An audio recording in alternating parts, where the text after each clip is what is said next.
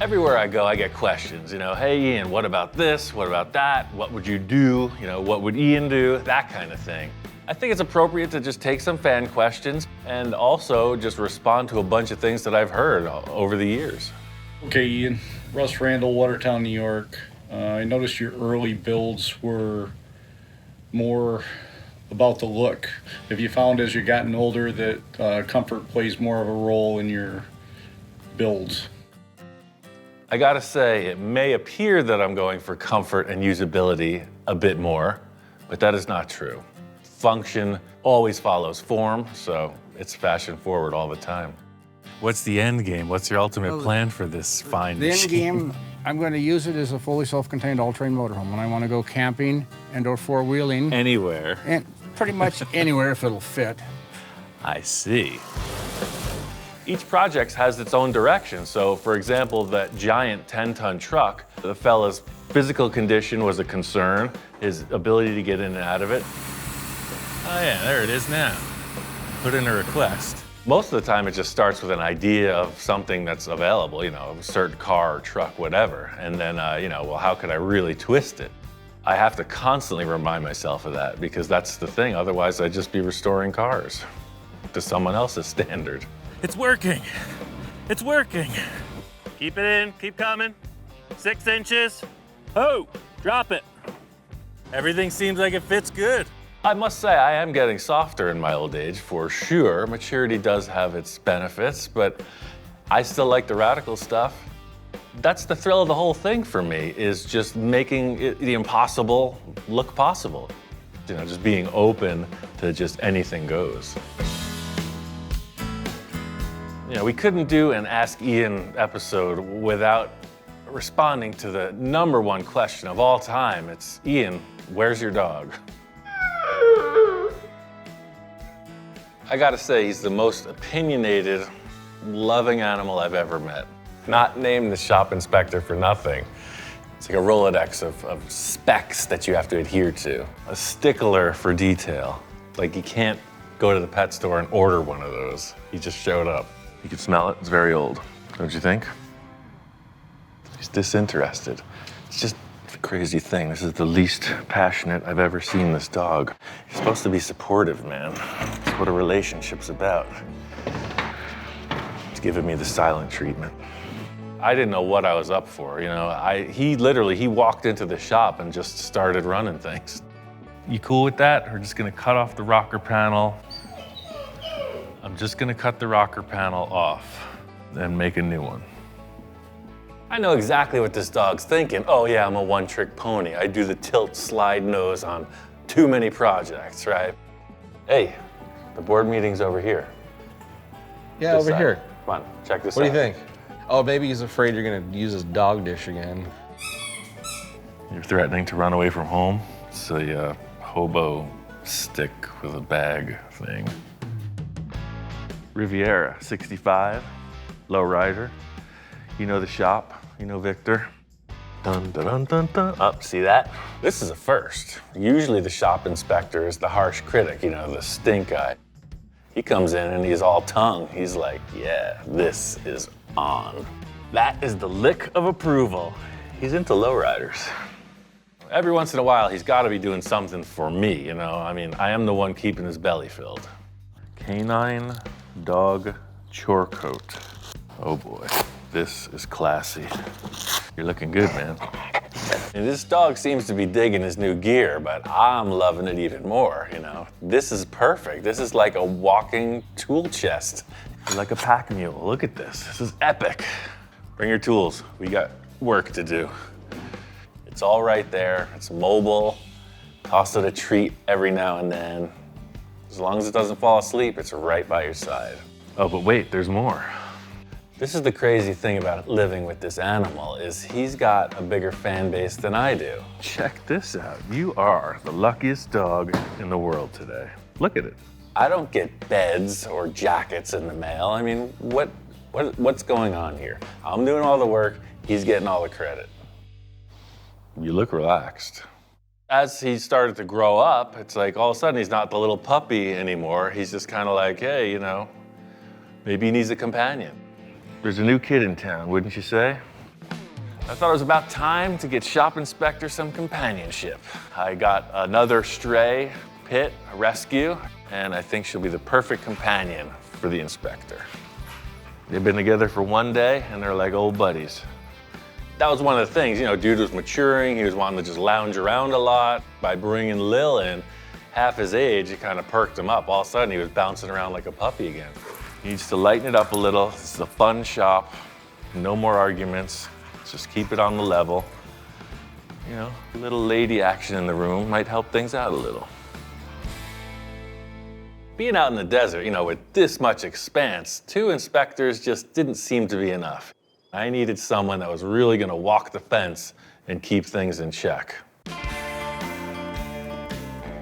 But there's kind of a new sheriff in town. This is Thirsten. He's a sulcata tortoise. He's 22 years old. Hey, you, with the shell. All-terrain tortoise. Look at that form. This new guy, he kind of dominates everything. He does what he wants and no one has anything to say. Definitely wise beyond his years. He's got old DNA, I'll tell you what. That's pretty much all he does. Hey, watch that chomper. He's not as well-rounded or complex as Dude and Lil. His whole life revolves pretty much just around chomping food and walking the perimeter of the property.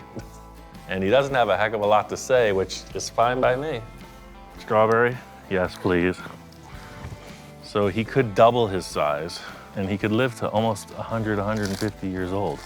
You know, I'm not saying that I'm gonna become the tortoise king or anything, but Ian Exotic sounds pretty fulfilling.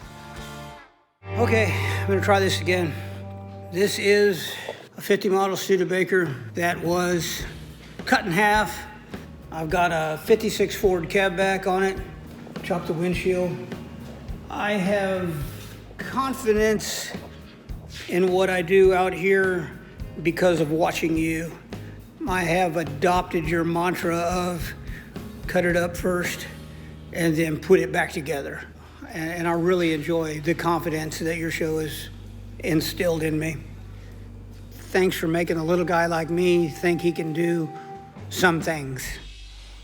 I gotta say, I had not even considered the concept of confidence. I've always considered it like reckless or fearless or something in that direction, but whatever it is, yes, it's critical to actually just jumping in and getting going on every project.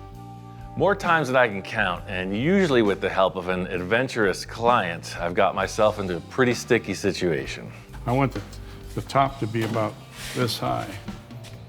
Jack threw a total curveball at this project. I was thinking of wild paint schemes, you know, and he's talking about cutting this thing apart. It's a pretty good looking truck like it is, man. I know. Sure you don't want to just start on another one? This is No. My friend Jack had this awesome Econo line pickup, and he just wanted to take it to the entire next level, like not even looking like a Ford product at all. It was chopped 4 inches already, and he liked that, but I had other ideas. I have some drawings here. Well, the thing about confidence is that's built, right? That's earned, that's something that's been practiced. So you go in for something on the first time, like cutting up this truck, I consider that a bit reckless. Cut it up. Most people probably wouldn't cut up a perfectly good Econoline pickup truck like that. But you know, that's where the reckless part comes in, and the confidence is knowing that you can have a tow truck take it away if it doesn't work out. It's total loss, all the insurance. Jack, how do you feel now that I just cut your whole truck in half? I don't know. When Jack first approached me, I'm like, yeah, okay, we could probably do just about anything. I didn't realize that we were going in that deep on such a really, in my opinion, finished project. So yeah, it kind of spun me a little bit. Okay, now we flip it over and cut the sides. I've never done this before. That's the most critical thing, is to just stay focused on one thing. If you look at the broader picture, you can get kind of scrambled. And I just pick one thing, stick it, and then move on. He's doing the dance, it's raining, planets are aligning. It's gonna be a good project. Everything's lined up. Look at that, oh man. That's a radical freaking chop, man. This is gonna be great. Jack's got a lot of crazy ideas, and I like it. I've been wanting to build this thing ever since I saw the car back in the 60s. You know, it sat around for so long, and I'm thinking, well, maybe this will never happen. The most important thing is somebody gonna fit in here? Hop on in there, sir. Thing's tight. Where's my head? Is it too high? Yeah. Him and I are just good friends, so we're just goofing off and, hey, you know, do I like being reckless with my friends' possessions? Maybe. So it was a pretty entertaining experience. Like, we weren't faking that. We're gonna make a blade right here, and you're gonna sit into position, and we're gonna take that much off. Just like I'm It's gonna fit getting an perfect. autopsy. Right, it's gonna be perfect. It's entirely important to have fun while you're doing this stuff. I like to do something fun to pay the bills, you know? It's like, I could just be doing something I hate. Instead, I chose this. I love building cars. Why make it a problem? Take a look. Tell me what's wrong. Nothing's wrong. What? Just keep doing what you're doing. I'm feeling pretty good with the rear of the roof, and then Jack shows me these taillights he wants to use. I found them at the junkyard. I think that's the biggest draw to my clients, is that I can see things right through to the end, even at the beginning stages. So sometimes people are a little spun, like, what are you looking at? You know, you're holding up a piece of tape and thinking about something, but it's like, no, I see what it looks like when it's painted. Being able to do something like the taillights on Jack's truck, or, you know, maybe the rear window detail, you know, make it all mine. You know, that's what people are asking for more and more. Whoa. Hey. Whoa. I was shocked. I thought it was going to be good, but it's spectacular. I'm elated. Beautiful. Jesus. That is a confidence building exercise, because every time I do something and people respond to it, it's like, oh, all right, they like me. They really like me. For years, I'd been thinking about this truck. After he painted it, I couldn't believe it. All those little extra things that Ian pushed for have turned out to be perfect. Yeah, you know, the big takeaway from this was, it's like, this was entirely the client's concept, and, you know, I pulled it off. Couple good ideas from me, couple good ideas from Jack, and just a lot of reckless confidence. Worked out perfect. Met a lot of really interesting, cool people and made a bunch of good friends along the way. One of my best pals for a long time was a fellow named Kai. Unfortunately, brain cancer took him just last year, but we did a lot of really cool projects together while he was with us. Consummate biker guy, right? His whole life revolved around Harley-Davidson motorcycles and the culture. I've been with Easy Riders or Paisano Publications for going on 30 years. As an editor, as a writer, as a photographer. It's all about motorcycles. I get to ride brand new bikes almost every day. Kai was one of my early supporters. I mean, I was just the guy in the garage building these weird cars, and he had this magazine opportunity, and we started working together because of that. He gave me a column in the magazine. He featured a lot of my work, and in return, I was able to, you know, help him with some dream projects of his own. Well, you know my 58 Sportster? A little worse for wear. What's going on with this thing? Kai brought me in on one of his prized possessions, you know, this old school Sportster, and that was his thing. He's like, yeah, this bike is iconic. Don't go putting any of your weird stuff on it. So, you know, I'm always looking to roust Kai a little, so as a joke, I go over to my buddy Gary's place, because I know he's got this stash of old water filter canisters, and I think it'd be perfect for this project. Kai walks in, and it's like a beeline, straight to his bike. Oh, there it is. Wow. And the first thing his eyes go to is that oil tank. I'm just sitting back, waiting for the response. I really like the oil tank, man. This looks really cool. Kai's first reaction was that I went to a swap meet and picked up an old chopper oil tank or something. But upon more developed conversation, it's a little canister that holds a water filter for like a purification system. He was slowly eased into the fact that I took some junk water filters and welded them together. It's kind of weird because I told him I didn't want any junk on my bike, and then he basically put junk on my bike. But I gotta admit, I mean, he did a good job. It looks great. Check this out. This is That's cool. your little filler. I'll polish that so it's just aluminum color. Yeah. Knowing Ian, I kind of figured he'd come up with something like that. Damn, looks good. And that's the thing, you know, everybody thinks motorcyclist, right? So somehow he ends up with this trike project, completely disinterested in it. And I'm like, whoa, there's the gold. There was this one deal, the guy had all kinds of junk lying around and he wanted to get rid of this trike, but he just tossed it in with whatever bike I had bought at the time. And I didn't really want it because I don't like trikes too much. Like I said, I don't know anything about it. This is not my thing, you know? So I don't have a lot of faith in this project at all, to tell you the truth. I see this as real potential. And I think I'm gonna try to prove something to him. He's trying to get rid of some junk and I'm gonna show him the real deal. Well, yeah, take it. Get it the hell out of here, man. Very cool, man. I will. That was the spice of our relationship, right? Because like, look, hey, I'm the clown, da da da. And he's like, yeah, all right, clown. Have fun with that. It's a long walk back from Kai's. Watch it, beast. Even though Kai was very particular about his motorcycles, when I had all these crazy cartoon ideas, he was very open-minded to my shenanigans. What the hell? This is not anything like I saw. No. It's pretty amazing. I mean, he got rid of the whole front end, the whole front part of the frame and created a whole new frame. The whole thing just looks nothing like I expected at all. This is crazy, man. Crazy? I wouldn't mind writing this. Leave it to Ian. He comes up with this stuff, and I see total potential for this thing now.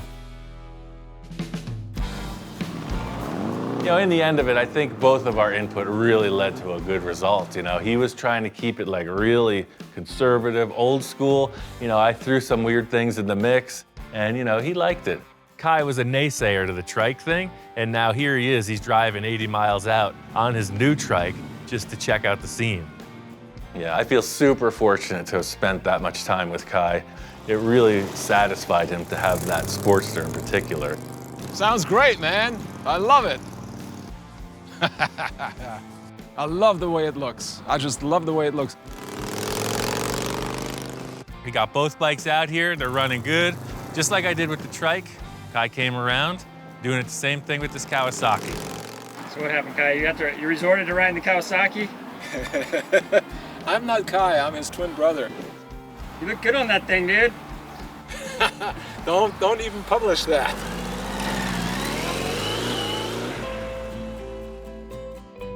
Doing projects with clients that are friends in particular, you know, that's the biggest charge of it all. The opportunity for me, a kid who grew up in New York, to move to California and meet the editor of Easy Riders magazine and just be like, hey, let's work together. I mean, you can't make that stuff up. I could not have hoped to meet a better guy in working with Kai.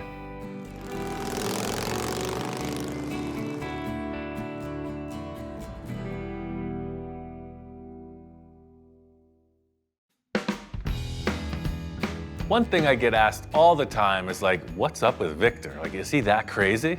The answer is, kinda. Sato, I'm a Sato guy, if you could tell by my car. It's kind of like his alter ego, right? So like when Victor and I are together in the shop, the fantasy Victor reveals his face. See, that's one thing that car building provides both Victor and I, is this chance to really just get loose, right?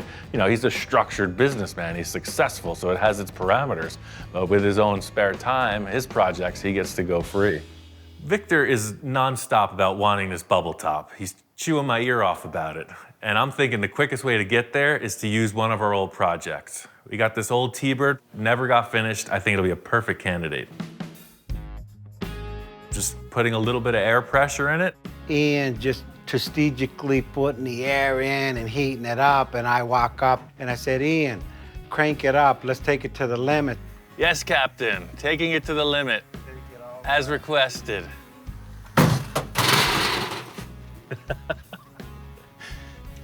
That didn't work. Yeah, the bubble top project was really just more of a challenge. It's like, hey, let's see if we could actually inflate one of these things and then build a car around it. I think that's the top. I think that's the right bubble for this car. That's perfect. It's perfect. Yeah, that's all I needed to see, was that this bubble top thing was a success, right? As soon as we got that part of it, it was just open season on any idea. Don't look at it the way it is now. look at it as us changing it into the ultimate party vehicle. Party barge. Yes. Now we're getting somewhere. You know what? And I had visioned as this thing in my dream. Nightmare? Flow, no, it was no nightmare. It was like a vision. I mean, All I could say is all of these projects with Victor are just one big envisioning exercise. You're talking about diamond in the rough, and that's a hard sell. do you need glasses or something? Look at that thing. Right. The one thing I know about Victor, the principal element in his design theory is he's a man that likes enhancements. Isn't that beautiful? That is. I recognize that nose. What's going on with the rest of this thing? Well, I had another vision. After we seen the truck and we stripped it, I said something doesn't feel right. So I said, hey, I got 1, 2, 3, 4 Lincoln Zephyrs. Yeah. Why don't we put a Zephyr front end on this thing? You could cut up anything you want and make it work. Believe it or not, between me and Victor, I am the voice of reason. These are two totally different vehicles, obviously. The door jamb to the grill front is way bigger than that truck. I think that this is physically wider and the truck is taller. But like everything you've ever done for me, you've made it work. So what's the difference about this situation? This is a complete cut, refabricate, and figure it out moment. The only way to fix that is with a saw. If you're looking for something different, you just gotta do different things, bottom line. You know, putting this Zephyr nose on the pickup truck, challenging, yes. A lot of modifications, sure. Even if you're unsure of the end result, you just gotta act like you already did it. You gotta fool yourself sometimes. That looks like a Zephyr truck, for sure. Wow. It looks better than I pictured it in my mind. I mean, it's a shark coming at me. I mean, you're looking at the front of the Titanic coming towards you, man. That is called the Zephyr Cruise Liner. You know, Victor has his enhancements, but, you know, I also have mine. I'd like to seal these doors up completely, just like I sealed the hood. You want a boat, right? You ever seen a boat with doors in it? Not yet. Yeah. You just step right in, right? You come up. This is your walkway. What's more natural than that? So you get in the boat, right? Like this. You got It's it perfect. right there. It feels natural. The Titanic. Something like that. It's not like we one-up each other, but we definitely feed off of each other's ideas and energy. Well, if we do that, then we need a boat windshield if you're going that crazy. That's a brilliant idea. We have to cut this out, start from the front here where it lifts up right here and angle it back with the windshield. I get that question all the time, like how many times does Victor change his mind? How many times does he revisit the same territory and improve on it? Just a little bit more that way. Actually, a little less like, and you know what? It might be okay. Let me look at it. Yeah, this one has to go straight with the seats, so it just gotta go. I can't answer that question, but it goes on and on. Without Victor's input, my career wouldn't be where it is, bottom line. He's the man that's pushed me to do all this crazy stuff again and again. So yeah, hats off to him. I kind of do things as a joke. I said, I'm gonna put a Zephyr on a Chevy pickup, just kind of threw it, just a thought came into my mind. And for you to achieve it and put it into proportion, this vehicle looks like it came out of the factory like that. I've already seen a lot of older people saying, oh yeah, Zephyr Cruise Liner, I remember that. So I guess the answer to that question is yes, I like enhancements. At the end of the day, you know, enhancements are really what building a custom car is all about. You know, this was a real challenge, but you know, seeing people's response in the end, that's what makes it all worthwhile. I mean, couple risky moves, couple bold choices. I think it worked out for the best. One huge question that comes up all the time, it's like, Ian, like, who do you look up to, right? Like, who are your mentors? One of the big ones, of course, Mr. Gene Winfield, the icon of the industry at this point in his life. Gene Winfield is one of the old school custom car guys. He's been doing this since the 50s. He's been there, he's seen it all. And if I need some advice, he's the go-to guy. I started very early. I started my first shop in late '46. I've been going ever since, and I just keep going because I love it. I like to create things. I like to make things different. Every vehicle is a challenge, a little bit of a challenge, and I like to jump in there and make it happen. The first time I met him was about 18 years ago. Him and George Barris were walking around. He saw one of my cars at the show, and he's just like, the heck is that thing? Who's this guy? It's just two guys at a parking lot walked up to me, like, you're that dude. I'm just one guy in the world, and Gene Winfield's like, oh, hey, come over to my shop, check this out. June of '53 was the second issue, and I'm on the cover right there. The only word to use is time capsule and cool. So that's 3 words. But either way, it's a pretty rad spot. It's got a lot of history, a lot of nostalgic toys, clothes, furniture, everything. And he's even got a Star Trek room. This is Captain Kirk's chair, yes. It was in the Enterprise. Just seeing Gene's shop and all of his projects, it really gets me charged up. I mean, I want to build some cool stuff, and just seeing people who really push your brain to the next level, this is a great experience. That's really the whole inspiration for my project, was seeing you and your team pull this off down at Rich's shop. Yeah. I built the Pacifica originally for Ford Motor Company, 1962 and 3, and it went in the Ford Custom Car Caravan all over the U.S. So then I wanted the engine under glass, so I built a mold, and I changed the mold 2 or 3 times until I had it just right, and then it worked out pretty good.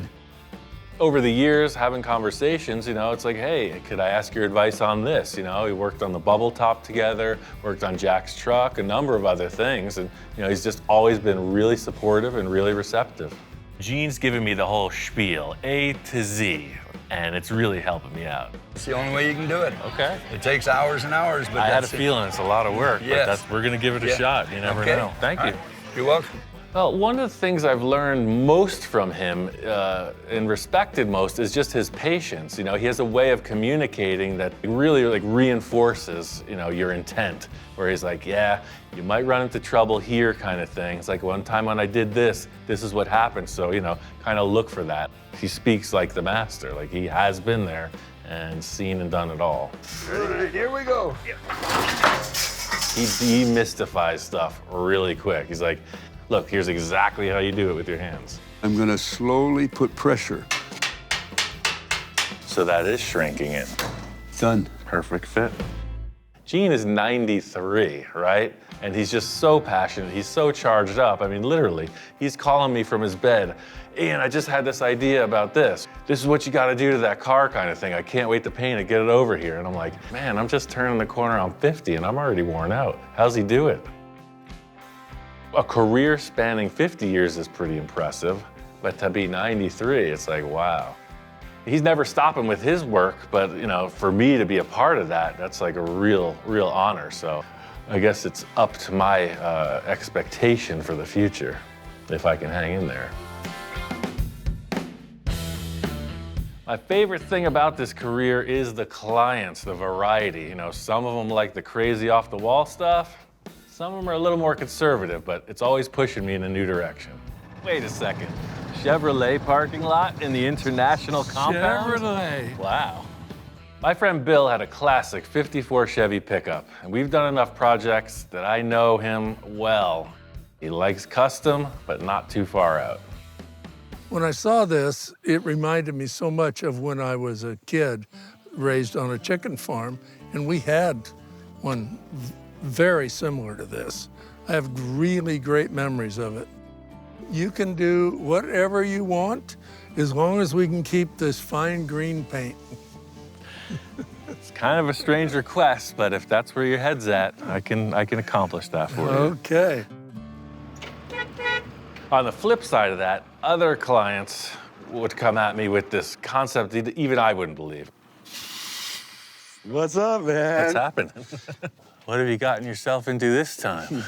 My friend Stone is the polar opposite of Bill. Stone can't get enough of the crazy, right? So he comes to me with a project that doesn't even resemble a car or even much of a vehicle at the end.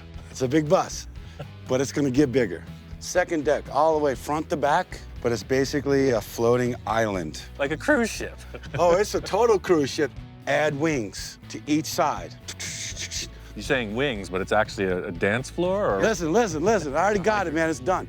2 bars, DJ booth right here. It's a themed out thing. Like Headhunter, a lot of skulls, little bamboo, tiki stuff. Somehow you need to figure out to take a 50-foot island that folds into itself and then folds out for probably one of the biggest festivals ever held every year in the middle of the desert.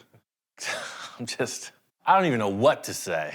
It's like, okay, I'm in. I love ideas that don't even seem possible, and I don't know how to achieve that on such a large scale. I'm like, whoa, all right, now we're getting into it. The idea of mine is that this is all module, but it's permanent. Right. There's no like, oh, we gotta bolt this on, we gotta put this on. Gotcha. None of that, just literally fold out, ready to go and drive. Make it look easy. Stone is telling me that the wings not only fold up for transport, but when they fold down, they have wheels under them. In other words, the bus drives around completely folded out. That's way bigger of a task than a static stage. The ideas just kept coming. You know, Stone was just getting warmed up on this first consultation. He had big plans. Such a variety of clients requires me to wear a lot of different hats. You know, I have a different personality with everybody. Okay, these are the keywords. Subtle, and it looks like it was never changed. That's the one. I'm all grown up. I'm not talking about male slot back window. I know what you're looking for. It's gonna be just the right shot. You're getting grown too. I'm also giving you a good sales pitch. You just let me be, you're gonna come back and be amazed. It's proven, it's documented. I have a history of going a little too far on a lot of occasions. And now I'm here to prove that that doesn't always have to be the case. I've changed my middle name. Yeah. It's Ian Subtle Roussel. It's gonna be fine. Really thinking about this chop and what Bill likes, you know, it was a real challenge for me. I didn't want it to look like every other chop top. I didn't want it to look like too weird. Now it's not that flat top baseball hat. See how the drip rails in the windows, they're just going just a little bit. That's a good call, Ian. I'm glad you did that. Thanks, Bill. By only taking out 1.5 inches in the front and 1 inch in the back, it didn't mess with the angles too much in a way that almost no one would understand how it was cut. Wow, did it again. There's your chop top. That's a good looking rig, man. Yeah, people have asked me, you know, is it harder to do the crazy stuff or the subtle stuff? And I gotta say, it's all about the same mental bandwidth. Now, even though it's subtle, it may require twice as much thought. All it needed was everything. The steering wheel's original. That's true. They're all a kick to drive. Oh, yes. There we go. Forward, ho! On this party barge, you're 12 feet off the ground, and you're standing up piloting this massive machine. Let me know when we're ready. Here's the call from the basement. You can hear he's ready. Full ahead, put her in drive. Here we go. The last crazy request of like driving it on the roof, that was the clincher. That sealed the deal. I'm like, I've never done that. I can't wait. Look, no hands, Mom. Driving a big 40-foot bus. Just sitting here. Back her up. This is awesome. This is awesome. Looking at them side by side, it's like, hey, custom's custom. There's no way around it, you know? The mild or the wild. They're all cool. Around the world and back again. Taking a little field trip to Anaheim, California. One of the meccas for everything Volkswagen. It's EMPI Incorporated. They got all the parts for all the toys, and I finally get to take a look around. Oh boy. Well, Ian, here it is, EMPI HQ. This is like Mecca for the VW enthusiast. Met up with Corey, the marketing director for EMPI, and he's gonna give me a tour of the facility. Smells awesome in here. Smells just like all the best stuff. Walking in the door, this place is unreal. I think it's like 500 million square feet. There's cardboard boxes everywhere. They got pretty much everything if you're gonna restore or rebuild a Volkswagen. Yeah, back even when I was 15 years old, I'd be ordering stuff through the catalog, and this is where it came from. It came from here to my house. I'm so stoked you're able to come out here. I know you're a big VW enthusiast, so welcome. And now our home is your home, and we're here to support your future builds. Thanks, man. Look at this thing. There you go. I recognize this. The hot VW starter kit right there. kit. That's the first thing you do. That's the bling to get you rolling. Right off the bat, I see the old standard, the number one thing, the Volkswagen engine chrome dress-up kit. I think everyone in the world had to buy one of these at one time or another. Me, 15 years old, I walk into the store, right? So I got a car and I get to drive next year. It's like, I want this thing. I'm gonna put it on the engine. The VW Bug is like iconic. It's just like worldwide. And just the volume of product you see here proves that. People are still doing it to this day, like big time. Well, Ian, this has to be your favorite part of the whole shop. This is where we make the magic and make things cool like you do. Like this here, this is our pushrod tubes that we turn in from the raw stock. So we take this raw stock material and we turn it into these beautiful works of art. Oh yeah, cool. And we do it all in-house. What's going on here is not just, ship and pack. They manufacture parts here. They got their own workshop. They do R&D, engine building. They got a dyno shop, multiple CNC machines creating product right here. These are some of our CNC heads. Look like it's one of our CNC ported heads that is just coming off the machine. That's a lot of heads. You take a quick look behind you, you've got about 3,000 of them ready for you to use. That's what's going on up there. There's so many facets to this VW hobby. I mean, one thing that they're really into lately are these Class 11 race cars.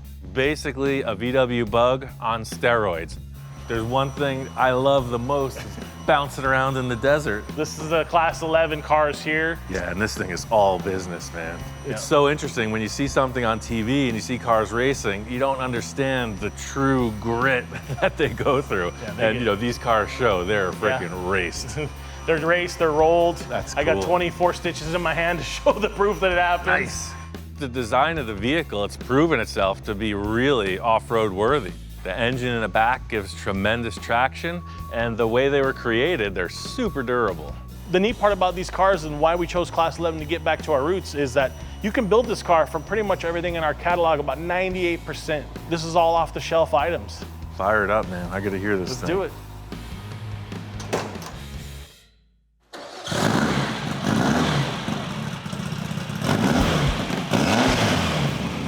I've been really into desert lately since I moved out about 2 years ago, and I'm fascinated by all of it. So to see these cars, it's totally different than looking at them in a picture in a magazine. This one will give Herbie the Love Bug a run for its money. Oh, heck yeah. This thing's all business. I'd love to take one of these out for a freaking burn. One of the main reasons Corey called me down here was because they have a podcast. He thought it was a perfect opportunity to have a live chat. Let's do what we came here for. Let's go talk about the insider and let people know what goes on behind the scenes with Ian. Yeah, everybody's always asking me a million questions. It'd be interesting to get online and see what they are. Well, let's have some fun. Right on. Well, guys, we are live for one of the most requested episodes of the EMPI Insider to date. And I'm stoked. We have the dude, the man, the myth, the creative genius and mastermind, Ian Roussel. Glad to be here. This whole thing is called Ask Ian, so Corey invited me to his podcast, the EMPI Insider, find out what the people are asking. You're like that guy, that mysterious superhero. People want to know about you, about how you got started. I'm all ears. Let me know what you want to know. Well, how did the love for the Volkswagen, because everybody sees it, but how did you get to fall in love with that little car? I'm really not 100% sure, but my grandmother had one. I'm 14 years old. And my dad's like, yeah, whatever. If you can get that running by the time you're 16, you got a car to drive. I would read everything. I go to the library, read. I read the How to Keep Your VW Alive for the Complete Idiot. I read that thing cover to cover multiple times. There was like a moment that you can recall that triggered you say, hey, I'm gonna go this pathway now, this car building. Well, I was messing around in my parents' garage all growing up, and I had a decent job in construction, Union, New York City, and I saw the ironworkers welding, and I was like, that is freaking cool. It's like, I want to weld. All of a sudden, I'm fixing my buddies' cars, doing this and that, and my dream was to move to California, so I really did just leap of faith. I just moved out here, rented a shop, started doing it. Oh, it's awesome. It's really interesting to actually have this conversation because it brings up things that I wasn't even thinking about. One says, Ian, have you ever offered any type of training classes and stuff like that? I would do it, but I don't really know any, like how would I format it? How would I, schedule the time? What would I really show? I went to welding school, I got certified, and I recommend that for everyone. More than giving classes, like why not just get out there and try something and mess it up? What would you tell somebody that's a inspiring car builder or just somebody that's in it, just go out and try it and it's okay to mess up, My first VW Bug was rotten. I pop riveted that thing together with a bunch of galvanized tin and figured that wasn't the right way to do it. The car fell apart, but I tried it. Brazil's checking in, Australia checking in, Hawaii. Man, I had no idea the global audience. I mean, thanks to everybody for enjoying the show so much. I couldn't have expected all this. It's pretty wild to be in a live global audience. I'm getting requests and questions from every place you could think of, The internet is amazing. What's Ian's favorite VW build of all time? Out of my stable or of all time? Your build. I mean, the Johnny 5, the little truck, it's not even really a Volkswagen, but I think that is my favorite. The funky Futura from Ventura, that crazy blue buggy. That's really nuts. So that would be more VW. But yeah, it's one of those two. They're kind of tied. Because you're turning and burning them. But is there ever just that one you're just like, I just wish I would have kept it? Or is there that one that got away kind of vibe? Nope. The answer is no. Johnny Jalopy chiming in. Uh-oh, watch out for that guy. Will you be collaborating with Johnny Jalopy again? He just asked. I sure hope so. I've been tossing ideas at him text message wise. We got a lot of stuff we've been talking about, so let's see. One gentleman saying started his build on his 1953 Dodge truck just because of you. So I get a lot of that, and I'm glad to be that kind of inspiration. Because what you see on the show, really, that's just freaking do it. Just get in there and try something. Ian is the best damn mad scientist when it comes to metalwork. Yeah, Thank you. Was there a certain builder that you just really enjoyed or kind of watched that? Oh, Ed Roth, hands down. Really? Yeah, I mean, so many people from Southern California, but I mean, when I saw the Ratfink thing and learned more about this dude, I'm like, far out. That's who I want to be when I grow up. What do you think's a good tip for somebody to kind of, besides just getting out and starting and trying, but how do you set yourself apart from somebody else when you're building? Just follow your heart. Just do what your soul believes. Yeah, I gotta say, first time in my life, people are asking for advice. It's like, what? Like I know what I'm doing? Just go out there, figure it out. I don't know.